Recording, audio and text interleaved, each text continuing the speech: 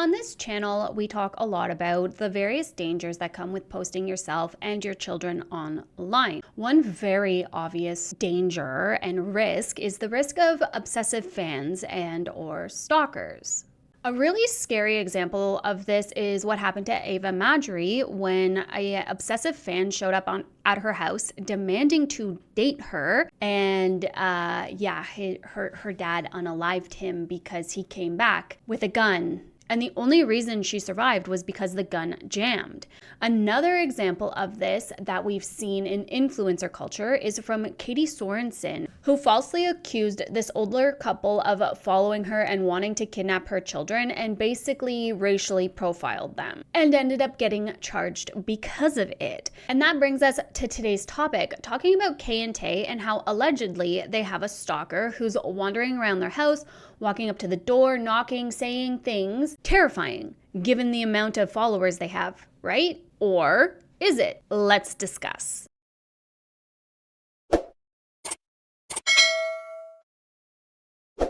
So first things first, of course, I want to show you the stories that they posted just a couple weeks ago to their Instagram account. And I want to have a discussion about whether or not you guys think this is legit. Now, a few red flags sounded in my little brain when I first saw this, and it's giving performative. It's giving anything for content, anything for attention. Like I said, a few things stood out to me that were hella sus. So let's take a look at their stories now.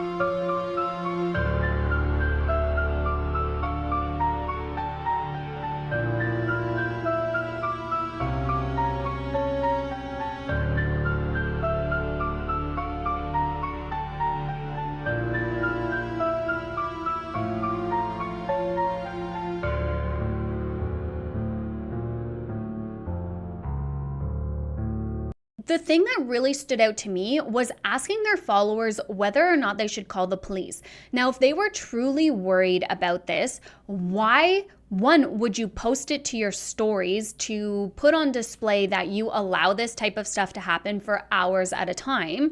But also, why would you be asking your followers whether or not you should call the police?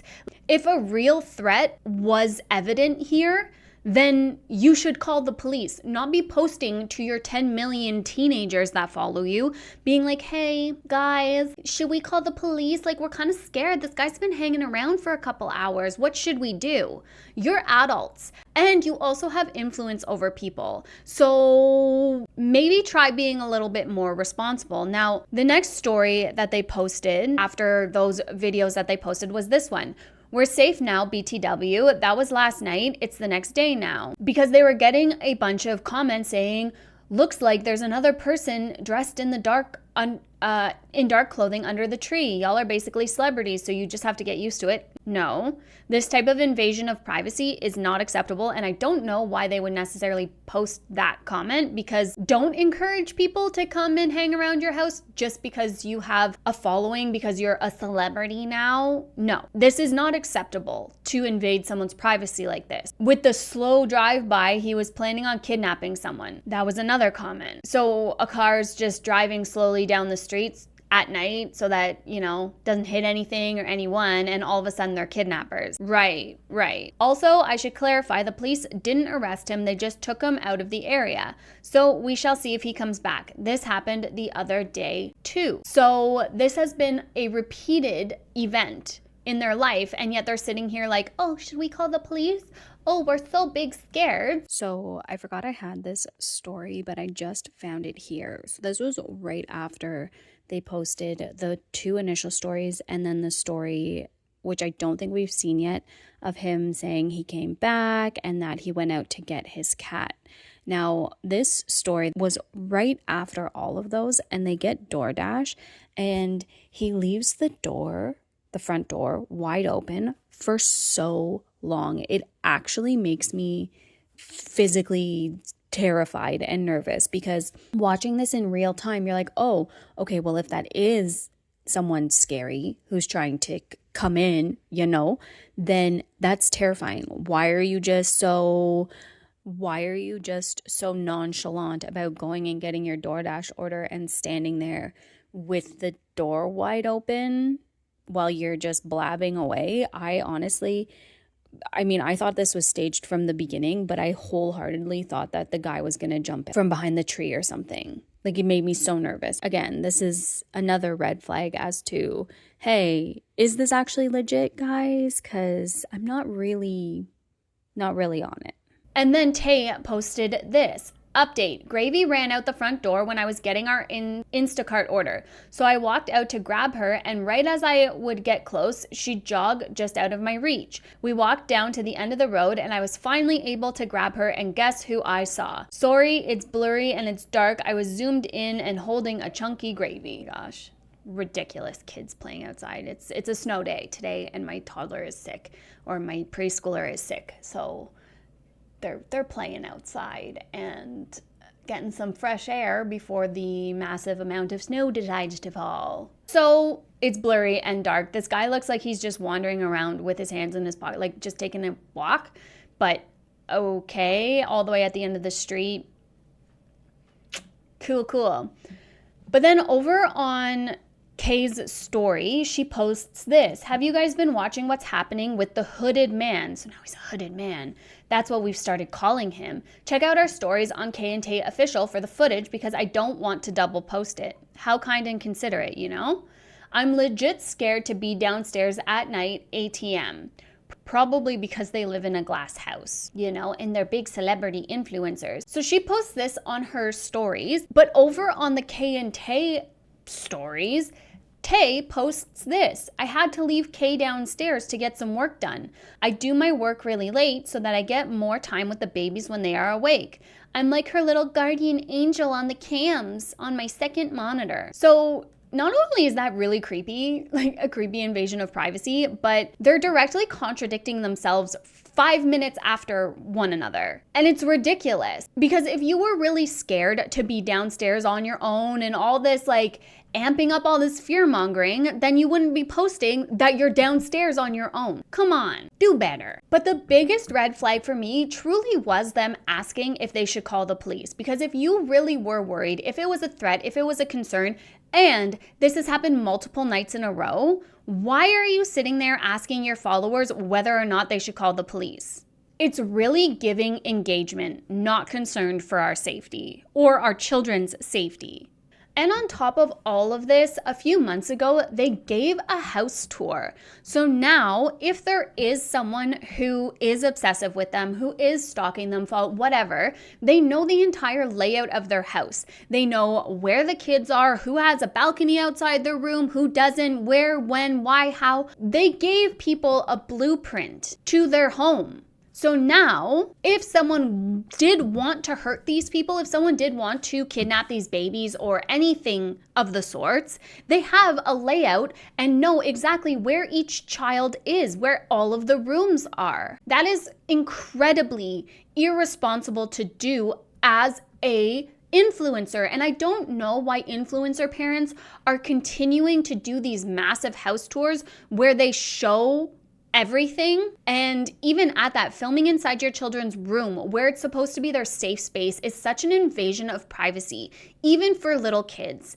And at the core of it, these little kids cannot consent to this. And that's not fair for them to have all of their personal effects, all of their private space and moments blasted all over the internet, which is a discussion that we continue to have on this channel. And the thing is it's not even like this was necessarily a wake-up call for them. Like oh my gosh, someone's following them, which you think it would be. If it was a true threat, if it was a real stalker, it would absolutely be a wake-up call for any responsible, good parent. But it wasn't, because just yesterday or whatever, it's February 10th today, so just in the last couple days, they've posted that they're off at a photo shoot. But not only that, they posted that they left Ellie behind with her aunt. Why would you do that? Why would you post in real time that you left your toddler behind with someone else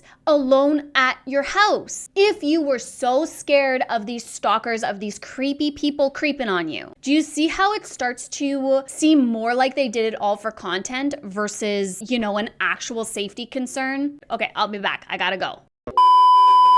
I don't know about you guys, but personally, if I had a stalker stalking me, I would not be posting to my millions of followers that I'm leaving my baby behind at home alone with her aunt. How vapid and self-absorbed and irresponsible can you get? Genuine question. To think that, we got people hanging around our house being creepy, so let's just blast to everyone that our kid is home alone with one adult. Which again, now that we're a week from that, now that everybody's moved on, the engagement's died down, I'm sure nobody's talking about it anymore because that's how fast social media works. Well, now that all that's out of the way, they can just forget about it like nothing happened. Which again, really gives that we did it for engagement versus actual concern. Because why you would post it at all if it was something that was actually going on, something that was actually really scary for you guys, you wouldn't be posting it at all. It's just astonishing to me because there's no way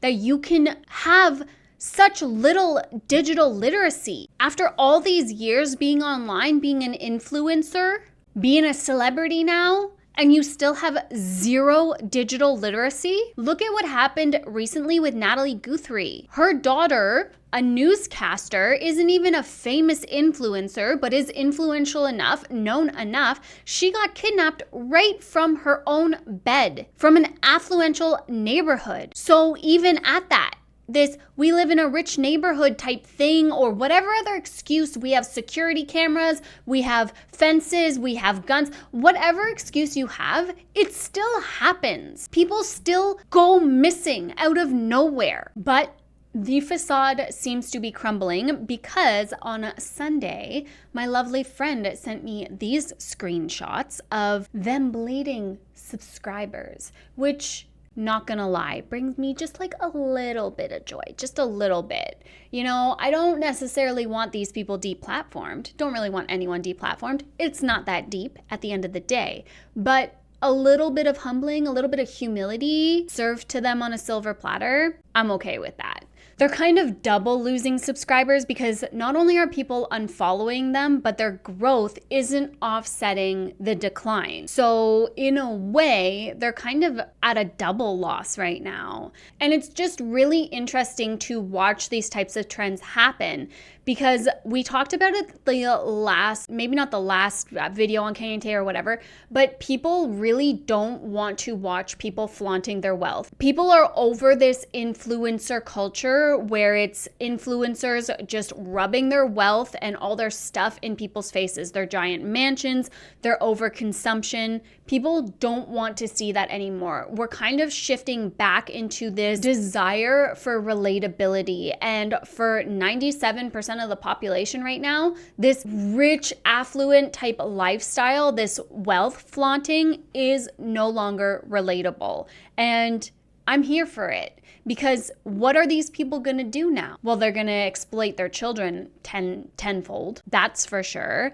But they don't really have a direction to pivot other than just showing their children more. And the minute that laws get passed in more and more states, making it harder to show children or less lucrative to show children at the very least, well, I don't know where the pivot's going to be, because nobody's going to watch them anymore.